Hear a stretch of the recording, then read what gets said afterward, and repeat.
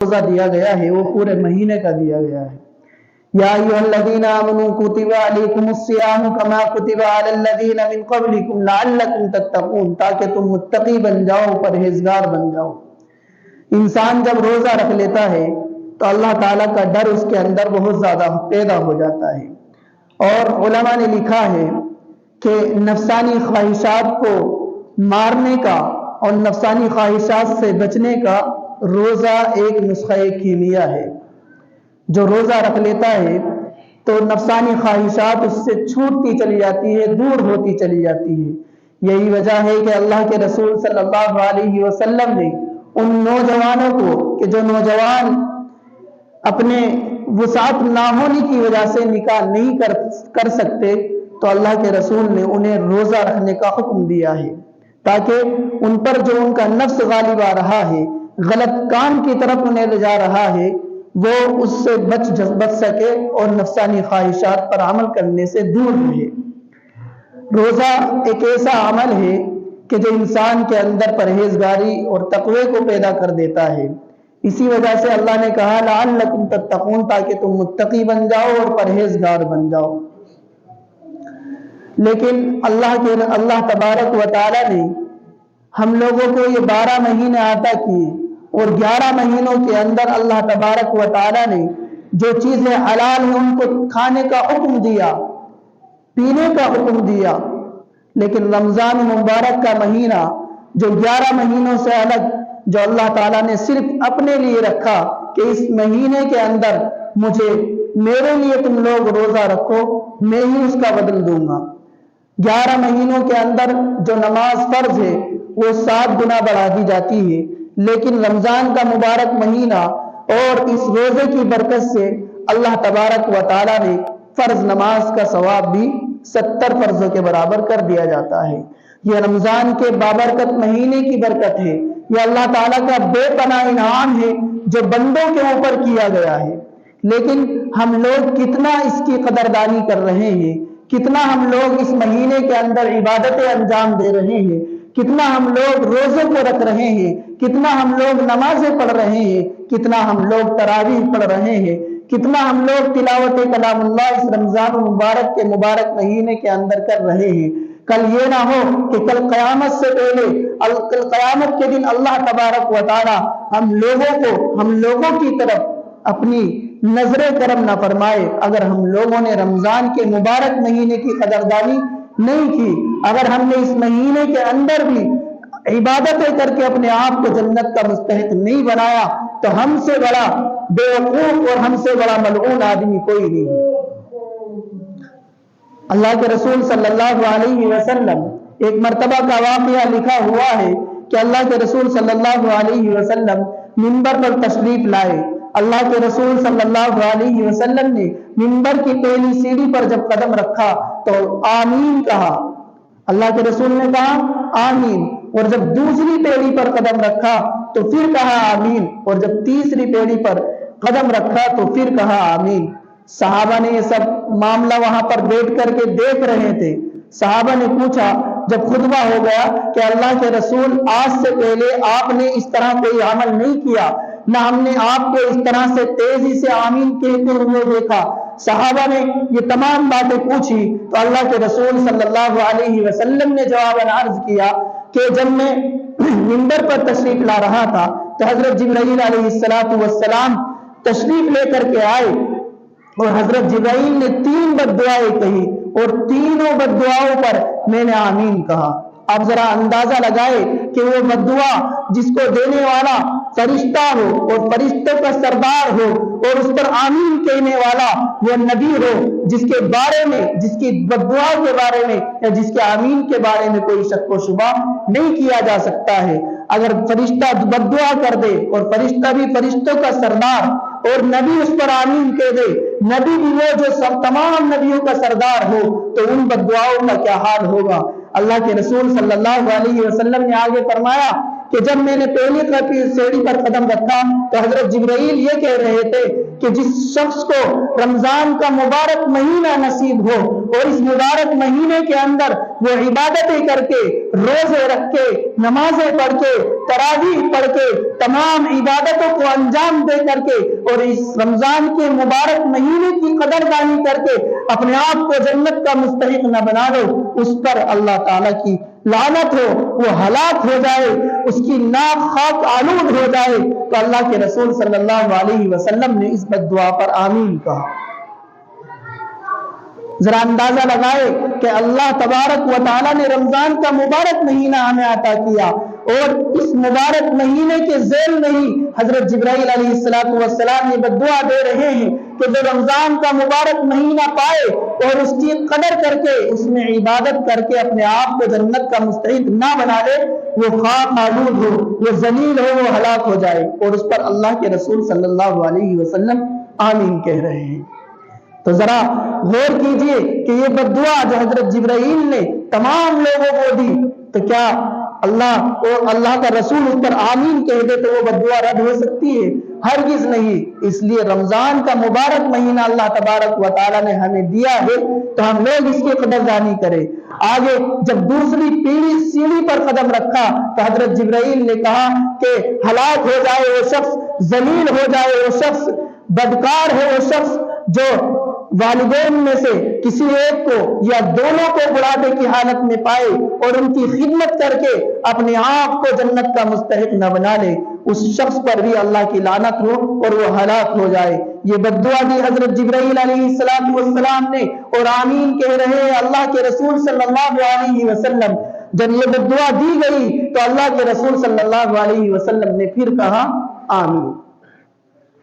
اور جب میں تیسری، اللہ کے رسول صلی اللہ علیہ وسلم نے بیان کیا کہ جب میں نے تیسری پیڑھی پر قدم رکھ کر کے آمین کہا تو حضرت جبرائیل علیہ السلام یہ بد دعا دے رہے تھے کہ جب آپ کا نام آئے، یعنی آپ صلی اللہ علیہ وسلم کا ذکر خیر آئے، تذکرہ آئے اور اللہ کے رسول کا نام ہماری گفتگو کے درمیان میں آئے اور آدمی اس کو سنے اور پھر آپ پر درود و سلام نہ بھیجے، وہ بھی ہلاک ہو جائے، وہ بھی ذلیل اور خوار ہو جائے، تو میں نے کہا آمین۔ تو یہ تین بد دعائیں حضرت جبرائیل علیہ السلام نے دی۔ بد دعائیں دینے والا کون اور اس پر آمین کہنے والا کون؟ بد دعائیں دینے والا فرشتوں کا سردار جو نورانی مخلوق ہے، اور اس پر آمین کہنے والا تمام نبیوں کا سردار جو تمام نبی، جو چھوٹے سے چھوٹا نبی بھی گناہوں سے معصوم ہو، نبی کا سردار اس پر آمین کہہ رہا ہو تو بد دعا رد نہیں ہو سکتی۔ اس لیے ہم لوگوں کو چاہیے کہ رمضان کا مبارک مہینہ ہم پائے تو اس کی قدردانی کریں، اس میں عبادت کریں اور نمازیں پڑھے، تلاوت کلام اللہ کرے اور اپنا آپ کو جنت کا مستحق بنا لے۔ اور اگر والدین کو بڑھاپے کی حالت میں پائے یا والدین میں سے کسی ایک کو بڑھاپے کی حالت میں پائے، ان کی خدمت کرے، ان کی قدر کرے اور ان کے ساتھ اچھا برتاؤ کرے اور اپنے آپ کو جنت کا مستحق بنا لے۔ اور تیسری بد دعا اللہ کے رسول صلی اللہ علیہ وسلم نے جس پر آمین کہا وہ یہ تھی کہ اللہ کے رسول کا نام آئے اور اللہ کے رسول پر کوئی آدمی اللہ کے رسول کا تذکرہ سن کر ان پر آمین، اس پر درود نہ بھیجے، اللہ کے رسول پر درود نہ بھیجے، تو وہ بھی کیا ہے؟ جہنم کا مستحق ہے، کیونکہ بد دعائیں دینے والا فرشتوں کا سردار اور اس پر آمین کہنے والا نبیوں کا سردار۔ آپ ذرا اندازہ لگائے کہ یہ دونوں بد دعائیں اگر ہم میں سے کوئی بھی نعوذ باللہ اگر اس کا مستحق بن جائے تو ہمارا ٹھکانہ جہنم کے علاوہ کوئی اور جگہ نہیں ہو سکتی۔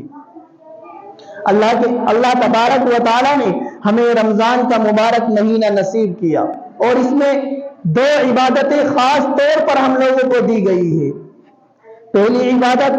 جسے قیام اللیل کہا جاتا ہے، جسے تراویح کہا جاتا ہے، یہ 20 رکعتیں ہوتی ہیں۔ تراویح کا ثواب اگر آپ لوگوں نے جان لیا تو اللہ کی قسم کبھی بھی تراویح چھوڑنے کو دل تو دل، ہم اپنی تراویح کو مکمل ادا کرتے ہیں اور اپنے قرآن کو مکمل سنتے ہیں۔ بہت ہی خوش قسمت ہے وہ لوگ جو رمضان کا مبارک مہینہ پانے کے بعد تراویح کو انجام دیتے ہیں۔ کتنا بڑا ثواب اللہ تبارک و تعالیٰ نے تراویح کا لکھا ہے۔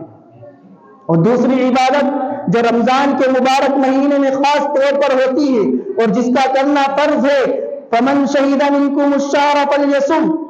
کہ جو رمضان کے مبارک مہینے کو پائے، اللہ تعالیٰ نے امر کا صیغہ استعمال کر کر کے اس کو فرض کر دیا۔ فَلْيَصُمْ، چاہیے کہ وہ روزہ رکھے، روزہ رکھنا فرض ہے۔ اور ایک اور عبادت اس مہینے کے اندر جو کی جاتی ہے وہ ہے زکوٰۃ، کہ جس کو ہم لوگوں نے اپنے پس پشت ڈال رکھا ہے۔ جس طرح سے نماز انسان کے اوپر فرض ہے، نماز کا ادا کرنا فرض ہے، جس طرح سے روزہ رکھنا انسان کے اوپر فرض ہے، ٹھیک اسی طرح سے اپنی زکوٰۃ کا ایک روپیے کا حساب لگا کر کے اس کو نکالنا فرض ہے۔ آج ہم لوگ زکوٰۃ کی طرف سے بڑی غفلت برتے ہوئے،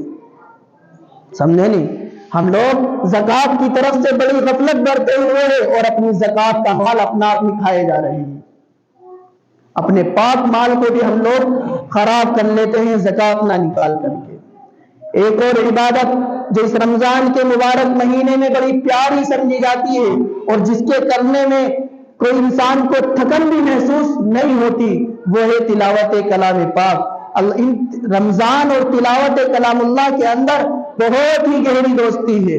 بہت ہی گہری۔ شہر رمضان الذی انزل فیہ القرآن، یہ بات میں اپنی طرف سے نہیں کہہ رہا بلکہ اللہ تعالیٰ نے اپنے کلام پاک کے اندر نمبر 2 میں یہ آیت نازل فرمائی، شہر رمضان الذی انزل فیہ القرآن، کہ رمضان اور قرآن میں جو دوستی ہے اللہ تعالیٰ اس کو اپنے دوسرے پارے کے اندر بیان کر رہے ہیں کہ رمضان کا مبارک مہینہ ایک ایسا مہینہ ہے کہ جس مہینے کے اندر کلام پاک نازل کیا گیا۔ تو دونوں میں دوستی ہے نا۔ تو رمضان کی ایک بہت بڑی پیاری عبادت ہے تلاوت کلام پاک۔ آج اگر رمضان کے مبارک مہینے میں مسجدوں کو دیکھا جائے تو کسی کونے میں بھی تلاوت کلام اللہ کرنے والا نصیب نہیں ہوتا۔ میری ان آنکھوں نے ایسی مسجدیں بھی دیکھی ہیں کہ جو رمضان کے مبارک مہینے میں کبھی خالی نظر نہیں آتی۔ کسی بھی وقت ان مسجدوں کے اندر چلے جاؤ، 10 یا 5 آدمی تلاوت کلام اللہ کرنے والے ان مسجدوں کے اندر بیٹھے رہتے ہیں۔ آج ہمیں کیا ہو گیا ہے کہ ہم لوگ روزہ سبھی رکھتے ہیں لیکن تلاوت کلام اللہ سے ہم لوگ کیوں دور ہوتے جا رہے ہیں؟ جس طرح سے رمضان کے مبارک مہینے میں روزہ رکھنا فرض ہے، کہیں نہ کہیں اسی رمضان کے مبارک مہینے کے اندر تلاوت کلام اللہ کرنا کہیں نہ کہیں بہت زیادہ اہم اور بہت زیادہ ضروری ہو جاتا ہے، کیونکہ کلام پاک اس مہینے کے اندر نازل کیا گیا ہے۔ تلاوت کلام اللہ اس مہینے کے اندر زیادہ سے زیادہ کرنی چاہیے۔ حضرت سلمان فارسی رضی اللہ تعالیٰ روایت بیان کرتے ہیں کہ جب رمضان کا مبارک مہینہ آنے والا ہوتا یا آنے والا ہوا تو اللہ کے رسول صلی اللہ علیہ وسلم نے منبر پر بیٹھ کر کے ارشاد فرمایا کہ اے لوگوں، تم پر ایسا مہینہ سایہ فگن ہونے والا ہے کہ جس مہینے کے اندر اللہ تبارک و تعالیٰ کی رحمتیں، اللہ تبارک و تعالیٰ کی برکتیں بارش کی طرح برستی ہے، کہ جس مہینے کے اندر تمام شیاطین کو قید کر دیا جاتا ہے، جس مہینے کے اندر جنت کے تمام دروازوں کو کھول دیا جاتا ہے، جس مہینے کے اندر جہنم کے تمام دروازوں کو بند کر دیا جاتا ہے، جس مہینے کے اندر ایک نیکی کا ثواب 70 گنا بڑھا دیا جاتا ہے، جس مہینے کے اندر نفل کا ثواب فرض کے برابر کر دیا جاتا ہے، جس مہینے کے اندر فرض کا ثواب 70 فرضوں کے برابر کر دیا جاتا ہے، ایک ایسا مبارک مہینہ تمہارے سامنے آنے والا ہے۔ اے لوگوں، جب تم اس کو پاؤ تو اس کی قدر کرو، وہ صبر کا مہینہ ہے، جتنا صبر اس مہینے کے اندر کیا جائے گا، جتنی قدر اس مہینے کی جائے گی، جتنی عبادت اس مہینے کے اندر کی جائے گی، اللہ تعالیٰ تمہیں اس کے بدلے میں جنت عطا کرے گی۔ ایسا صبر کا مہینہ، صبر کرتا نہیں کرتا اس میں انسان، گھر کے اندر کوئی نہیں ہوتا، گھر کا دروازہ بھی بند ہے، کوئی نہیں دیکھ رہا، نہ کوئی بچہ دیکھ رہا، اور فریج کے اندر ٹھنڈا پانی رکھا ہوا ہے، لیکن انسان جب روزے سے ہوتا ہے، چاہے اسے کوئی نہ دیکھ رہا ہو، چاہے کمرہ بند ہو یا کھلا ہو، روزے دار کی یہ ہمت نہیں ہوتی، اسے جب وہ پانی کی طرف کو جاتا ہے تو وہ کہتا ہے کہ میں نے روزہ رکھا ہوا ہے۔ اسی کا نام صبر ہے، اسی کا نام ہمت ہے، اور یہی ہمت کل ہمیں جنت تک لے کر کے جائے گی۔ عصر کے وقت میں روزہ بہت زیادہ شدت کے ساتھ انسانوں کو بھوک پیاس کی شدت ہوتی ہے، لیکن جب وضو کرنے کے لیے روزے دار بیٹھتا ہے اور پانی 3 مرتبہ اپنے منہ کے اندر لے جاتا ہے لیکن حلق سے نیچے نہیں اتارتا۔ اللہ تعالیٰ یہی تو دیکھنا چاہتے ہیں۔ روزے کو اتنی اہم عبادت اسی لیے کہا گیا ہے کہ روزہ انسان کسی کو دکھانے کے لیے نہیں رکھتا ہے، روزہ انسان اپنے آپ کو روزہ دار کہلانے کے لیے نہیں رکھتا ہے، انسان تو روزہ اپنے رب کے لیے رکھتا ہے، اور اسی رب کے ڈر سے پانی پینے سے بھی ڈرتا ہے، جب کلی کرتا ہے تو حلق سے نیچے اس پانی کو اتارنے سے بھی ڈرتا ہے، اور اللہ تعالیٰ یہی چاہتا ہے۔ اور جب کوئی بندہ اس پر عمل کرنے لگتا ہے تو اللہ تعالیٰ اسے جنت نصیب کرتے ہیں۔ اور کیا کہا اللہ تعالیٰ نے کہ کل قیامت کے دن جنت کے 8 دروازے ہوں گے، ان میں سے ایک دروازہ ریان نامی ہوگا، اس میں سے صرف روزے دار داخل ہوں گے، کسی اور کی انٹری اس میں نہیں ہوگی۔ روزے داروں کے لیے الگ دروازہ قائم کیا گیا ہے جنت کے اندر۔ اے لوگوں، اے مسلمانوں، اے ایمان والوں، اللہ تعالیٰ نے ہمیں رمضان کا مبارک مہینہ عطا کیا ہے، ہو سکتا ہے کہ آنے والا رمضان ہمیں نصیب نہ ہو، اس لیے جتنے روزے ہم لوگ پائیں ہم ان سب پر عمل کریں، ان سب روزوں کو رکھیں، رمضان کی عبادتوں کو انجام دے، رمضان کی تراویح کو مکمل طور پر ادا کرنے والے بن جائے، اور رمضان کے مہینے میں ہم لوگ 4 کام کرنے والے بہت زیادہ ہونے چاہیے۔ ہم لوگ جب رمضان کے مبارک مہینے کو گزاریں تو اس میں 4 کام ہم لوگوں کو بہت ہی کثرت سے کرنے چاہیے، اور چاروں کے چاروں کام بہت ہی زیادہ آسان ہے، بہت زیادہ آسان۔ جب گھر جائیں تو اپنی ماں بہنوں کو بھی بتائیں کہ 4 کام رمضان کے مبارک مہینے میں ضرور کرنے چاہیے، اور کوئی مشقت والے کام نہیں ہے، کوئی محنت والے کام نہیں ہے، بلکہ بہت آسان ہے، ذرا سی زبان ہلانی ہے اور سینکڑوں نیکیاں اپنے نامہ اعمال میں درج کرانی ہے۔ پہلا کام رمضان کے مبارک مہینے میں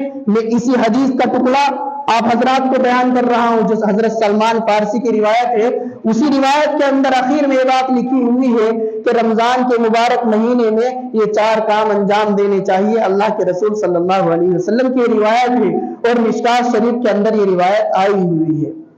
4 کام کیا ہیں؟ نوٹ کیجئے۔ نمبر 1 کلمہ طیبہ لا الہ الا اللہ، کلمہ طیبہ لا الہ الا اللہ محمد الرسول اللہ اس مہینے کے اندر زیادہ سے زیادہ پڑھنا چاہیے۔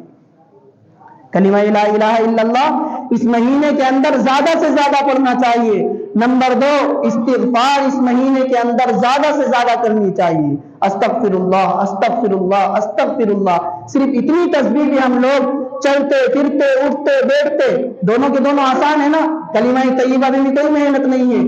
گھر کے اندر ہو یا جنگل کے اندر کوئی کام کاج کر رہے ہو یا دکان پر بیٹھے ہو یا کہیں اور بیٹھے ہو، کمرے کے اندر بیٹھے ہو، کہیں بھی اگر ہم لوگ چل پھر رہے ہو تو ہم یہ دونوں کام بہت اچھے طریقے پر انجام دے سکتے ہیں۔ یہ دونوں ہی نہیں بلکہ جو آگے کے 2 ہیں وہ بھی ایسے ہی ہیں۔ پہلا کلمہ طیبہ لا الہ الا اللہ، اس کو زیادہ سے زیادہ پڑھیے گا، رمضان کے مبارک مہینے کے اندر اس کی کثرت رکھیے گا۔ نمبر 2 استغفار استغفر اللہ استغفر اللہ، اور نمبر 3 جنت کو زیادہ سے زیادہ مانگو۔ رمضان کے مبارک مہینے میں ہر روز جنت کو مانگو، جنت کی طلب رکھو، یا اللہ ہمیں جنت نصیب فرما، ہمارے باپ داداؤں کو جنت نصیب فرما، تمام ایمان والوں کو جنت نصیب فرما۔ اس طرح کی یہ بولی ہم لوگ رمضان کے مبارک مہینے میں لگاتے رہے۔ اور چوتھا کام جو ہمیں کرنا ہے اس مبارک مہینے کے اندر، جہنم سے زیادہ ہم لوگوں کو پناہ مانگنی ہے۔